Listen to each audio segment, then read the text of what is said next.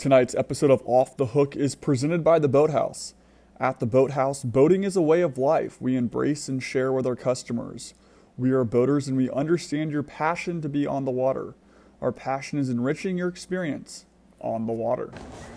The Chinooks shot a close one tonight, winning 4-3. Welcome to episode 24 of Off the Hook. For Wyatt Kopelman and Andrew Lind, I'm Charlie Dern. Wyatt, we say it almost every time Tommy pitches. We talk about it every single time. Tommy starts off, he struggles a bit, but then he always finds himself. Yeah, I mean, Tommy Lamb, you have to just tip your cap to him each time he pitches, really, with the exception of that hiccup against the Wisconsin Woodchucks, but everyone knew that was really a fluke given his work ethic. Started off tonight allowing a leadoff single and then a walk as well. Cam Craddock was leading off for the Mallards again, this time the designated hitter slot. He was active early, but then Tommy Lamb really just sat down the next 15 batters, keeping the Mallards hitless all the way through the 6th inning. It was just an absolute joy to watch him pitch not only tonight, but also for the remainder of the season, Charlie. Yeah, and Andrew, we haven't been able to put together hits and runs early on in ball games. It's typically come later on. It feels like we're almost sleepwalking to start, but today was different. Yeah, Charlie, not a lot to smile about last night after a 12-5 loss, but I can say with a smile tonight, I think the players listened to our Off the Hook yesterday. I said, if they come out today and just a little less pressure and just play baseball, I think they're going to do great things. And we saw them score early and often, maybe not early, but in those middle innings, a lot of different players contributing, and I think it was more of a gritty win. We talked about yesterday, we led the league in home runs for a long time, but have been playing a lot more small ball as of late. Dylan Johnson with an RBI there in the middle, and then a couple of wild pitches where the Lakeshore runners were ready to attack and scored. And then Connor Kimple has really been on his A game as of late after struggling much of the season.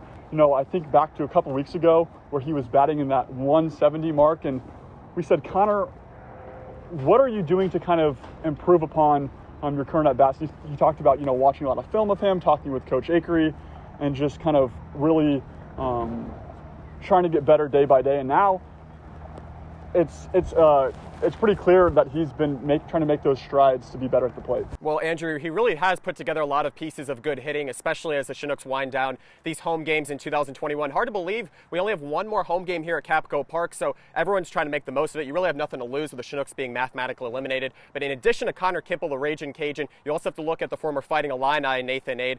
Hit 2 for 4 today. I talked to him after the game, and it sounds like he's just a lot more locked in at the plate, shortening up his swing a little bit. He was actually on a 4-game hitting drought, so it was good to see him getting involved again today, as him and Kimple will be able to carry that momentum back to their respective programs this fall.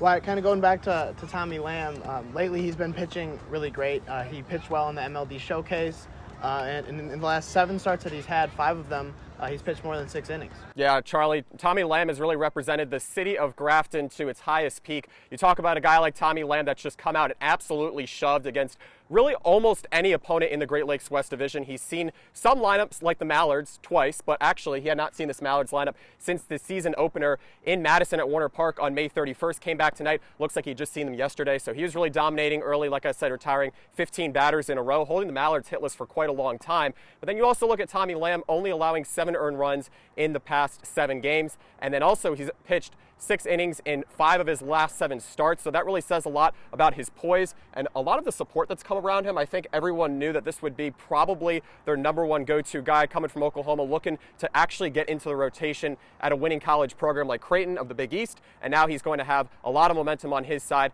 and all of the unwavering support from Travis Akery, pitching coach Ryan Colgate, as not only this fall goes by, next spring and the years to come too, Charlie. Well, after jumping out to that 4-1 early start, it ended up being a pretty close ball game. We only won 4-3, Andrew. Ryan Youngbauer came in. He struggled at times, and then Jim Drecke finished it out. Yeah, Youngbauer pitched the 8th inning, his 9th appearance this summer. In the last 3 games, notably 5 walks given up. He came out in the 8th and had some help from his defense, but those 5 walks proved to be costly. Obviously, Drecke came in and 3 pitches. It was, a winning day here for the Chinooks. But coming back to Youngbauer, in those 9 games that he's played, 4 of them he's given up runs. So overall, he's been pretty good. And over the course of the season, like we've talked about, of the Lambs, the Haverdares, we've seen just great improvement. So, I'm glad the Chinooks came out with a win for him, kind of like you talked about yesterday with Cade Barrett and Arthur Lebow. Just one to put behind him before getting back to to school this fall? Well, I think going back to Youngbauer, Andrew, what you really notice is that he did struggle a little bit in that first start of the season against the Woodchucks here in early June. He was able to kind of transition into not only a starter, but as we saw tonight, into a reliever role. He was able to come in, got into a little bit of trouble. The Mallards had ducks on the pond, no pun intended, of course. But then you saw Youngbauer, who was able to hand it off to Jim Jarecki. Jim Jarecki closed it down before things got out of hand, and the blown save came in to effect potentially. So I think for both of these guys, they've been through a lot of battles this season and really have shown a lot of improvement. They were facing a Mallards lineup that featured guys like Brian Schellenbarger, Cam Craddock, who's led off for most of the season for Donnie Scott, the manager. And so Madison actually came in with the second most hits in the Northwoods League. And when you look at this kind of win, just like you said, Andrew, a very gritty win that you'll be able to put in your memory and really know what it takes to compete at the highest college level, what the Northwoods League offers every summer.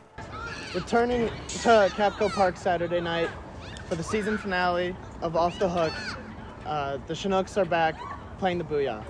Thanks for watching.